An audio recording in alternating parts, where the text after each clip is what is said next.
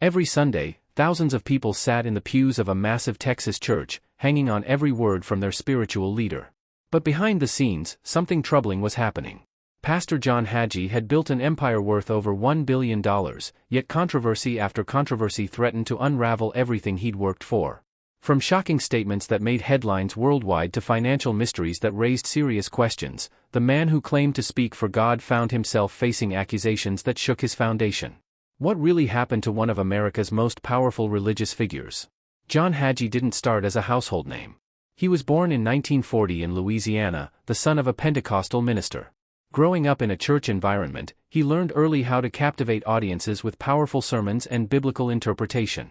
By the 1970s, Hagee had moved to San Antonio, Texas, and founded the Cornerstone Church in 1966. But it was during the 1980s and 1990s that everything changed. He built something massive. The Cornerstone Church grew into one of the largest megachurches in America, with attendance reaching over 24,000 people every week. The sanctuary became a spectacle: massive screens, professional lighting, a full orchestra. Hagee's message was simple but powerful: God wanted his followers to be prosperous, successful, and blessed. It resonated deeply. People came from all over Texas, and then across the country, to hear him speak. But Hagee wasn't just a local pastor anymore. He became a media phenomenon. His books topped bestseller lists. The Four Blood Moons sold millions of copies. He started Night to Honor Israel, an annual event that drew massive crowds and celebrity appearances. By the 2000s, Hagee had built a multimedia empire. His television program reached millions of homes. He had influence in politics, in business, and in religious circles worldwide. He was invited to speak at major events. Politicians sought his endorsement. Religious leaders wanted his blessing. By 2008, Hagee's net worth was estimated at over $1 billion. He had become one of the most powerful religious figures in America. His church operated with an annual budget of over $100 million. He lived in a mansion worth millions. He drove luxury cars. His daughter went to Stanford University. Everything seemed perfect. Everything seemed unstoppable. But nobody knew what was coming. In 2008, during the presidential election, something unexpected happened. John Hagee's past statements began resurfacing. Journalists and researchers dug through decades of his sermons, his books, and his public appearances. What they found was disturbing to many people. One statement in particular shocked the nation. In a sermon from the 1990s, Hagee had said that God sent Hitler to chase the Jews to Israel. He claimed this was part of God's divine plan. When these words resurfaced during the 2008 election cycle, the reaction was immediate and severe. Jewish organizations condemned him. The Anti-Defamation League released a statement calling his comments deeply offensive and factually wrong. Major news outlets ran stories about the controversy. What had seemed like a minor comment decades earlier suddenly became a national scandal. But that wasn't all. Researchers continued digging. In his books and sermons, Hagee had made other controversial statements. He had spoken against the Catholic Church in harsh terms, calling it the Great Whore and comparing it to witchcraft. Catholic organizations responded with their own criticism. He had made statements about women, about LGBTQ individuals, and about other religions that many found deeply troubling. Each revelation added fuel to the fire. Hagee tried to respond. He released statements apologizing for the Hitler comments, saying he had been misunderstood or taken out of context. But the damage was done. The image of the powerful, infallible pastor began to crack. People who had trusted him for decades started questioning everything. Media outlets that had once praised him now investigated his past. Universities and civic organizations that had given him platforms suddenly distanced themselves from him. For someone who had built his entire empire on spiritual authority and moral leadership, these accusations struck at the very heart of who he claimed to be. Yet the controversy was far from over. The year 2008 marked a turning point. Once the initial wave of controversy hit, more people began speaking out. Former church members started sharing their own stories. Some talked about feeling manipulated by Hagee's prosperity gospel messaging. Others described an environment where questioning the pastor was discouraged. Still others spoke about financial practices within the church that made them uncomfortable. One former member, who spent over a decade at Cornerstone Church, described the experience as increasingly controlling. She explained how the church encouraged tithes and donations constantly, with the message that God would multiply their money back if they gave generously. But for many families, especially those struggling financially, these donations represented real hardship. The promise of prosperity didn't materialize for everyone, yet the messaging continued that if you weren't prospering, it was because your faith wasn't strong enough. The media attention intensified. Investigative journalists began looking into Hagee's finances more carefully. How much was he personally earning from his ministry?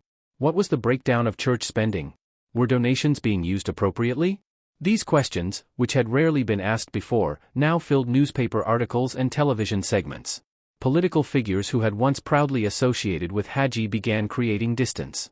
Some politicians who had accepted his endorsement quietly stopped appearing at his events.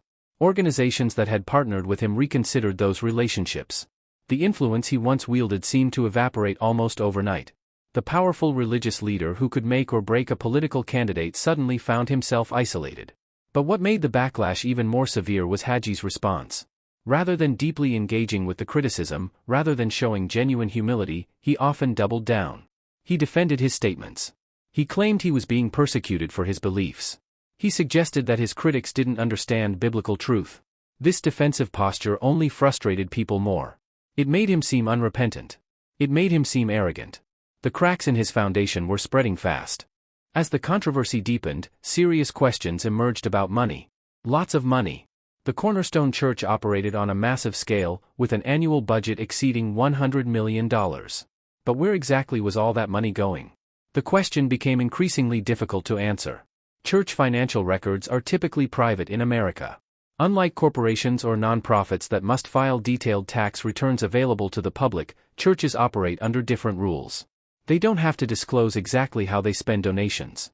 This meant that while people knew the Cornerstone Church was collecting enormous sums, they didn't know the specific breakdown. How much went to staff salaries? How much went to building maintenance? How much went to charitable work? How much went directly to John Hagee? Investigations by journalists revealed that Hagee's personal compensation was substantial. Some reports suggested he was earning over $500,000 annually, though exact figures were difficult to verify because of the church's privacy protections. But beyond his direct salary, there were other financial arrangements. Book royalties, speaking fees, television revenue, media deals. The various enterprises connected to his name generated enormous wealth, and it was sometimes unclear where church money ended and personal income began. One particularly troubling revelation involved the Night to Honor Israel event. This annual gathering, which Hagee had founded in 1981, had grown into a massive spectacle. Thousands of Christians attended, along with Israeli government officials and American political figures. It was enormously profitable. But questions arose about how the proceeds were distributed. How much went to actual charitable work in Israel? How much went back into the event itself? How much benefited Hagee's organizations directly? Former accountants and financial advisors who had worked within church organizations began speaking anonymously about what they had witnessed. They described opaque financial systems. They talked about difficulty tracking where money actually went. They mentioned instances where expenses seemed inflated or unjustified. None of this proved outright fraud, but it created a troubling picture of financial practices that seemed designed to obscure rather than illuminate. For a religious leader who preached prosperity and blessing, these questions about his own financial dealings felt particularly damaging. By the 2010s, John Hagee's influence had significantly diminished. He was no longer the untouchable religious figure he once was. Major media appearances became rare. Political leaders no longer sought his endorsement. Universities stopped inviting him to speak. The machinery that had elevated him to superstar status had largely shut down. But Hagee didn't disappear entirely. He continued pastoring at Cornerstone Church. He continued writing books. He maintained a devoted following among his core congregation and supporters. Yet the broader culture had moved on.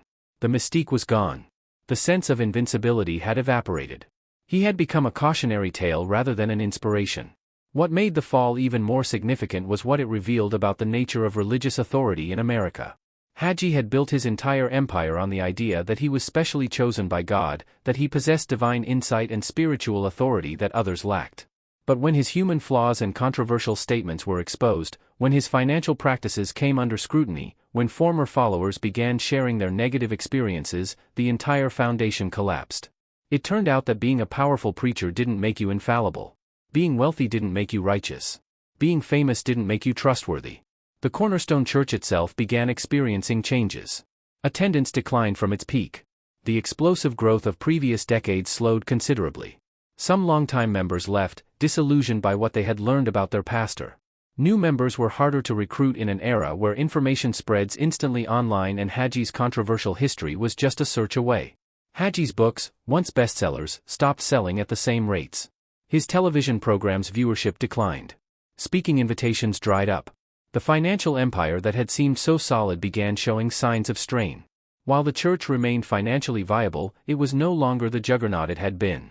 Perhaps most painfully, Hagee's legacy became contested. Instead of being remembered as a great spiritual leader, he became known as a controversial figure. His name appeared in articles about megachurch problems, about prosperity gospel manipulation, about religious hypocrisy. The narrative had completely reversed. For someone who had spent decades building a carefully crafted image, this transformation was devastating. Today, John Hagee remains the pastor of Cornerstone Church in San Antonio, but his world looks dramatically different from its peak. He is now in his 80s, and while he still preaches regularly, his influence on the national stage has largely vanished. The man who once commanded the attention of millions has become largely irrelevant to mainstream American culture. The Cornerstone Church continues to operate, and it still maintains a significant congregation. The building still fills with worshipers every Sunday. Donations still come in. The machinery of the organization still runs. But it operates in a much smaller sphere of influence than before. The grand ambitions have been scaled back. The celebrity status is gone. What remains is a regional megachurch, powerful within its local community but no longer a national force. Hagee has occasionally attempted to rehabilitate his image. He has given interviews discussing his regrets about certain statements. He has suggested that he has evolved in his thinking over the years. Some supporters have rallied around him, arguing that he is being unfairly judged for comments made decades ago or taken out of context. But these efforts at redemption have had limited success. The damage to his reputation appears largely permanent. The broader impact of Hagee's fall extends beyond just his own story. His decline coincided with growing skepticism about megachurches and prosperity gospel preachers in general. Americans increasingly questioned whether massive churches with charismatic leaders were truly serving spiritual purposes or whether they had become corrupt institutions focused on wealth accumulation. Hagee became a symbol of these concerns, a cautionary tale about what happens when religious authority goes unchecked. Yet perhaps the most significant part of Hagee's story is what it teaches us about power and accountability. For decades, he operated with almost no oversight. His wealth and influence insulated him from serious consequences. It took investigative journalism, brave former members speaking out, and the internet making information accessible to finally create accountability. And even then, the consequences were limited. He remained wealthy. He remained in control of his church. He faced no legal repercussions. Today, John Hagee lives a quieter life than he once did. But the questions his story raises about religious authority, financial transparency, and accountability in America remain very much unresolved.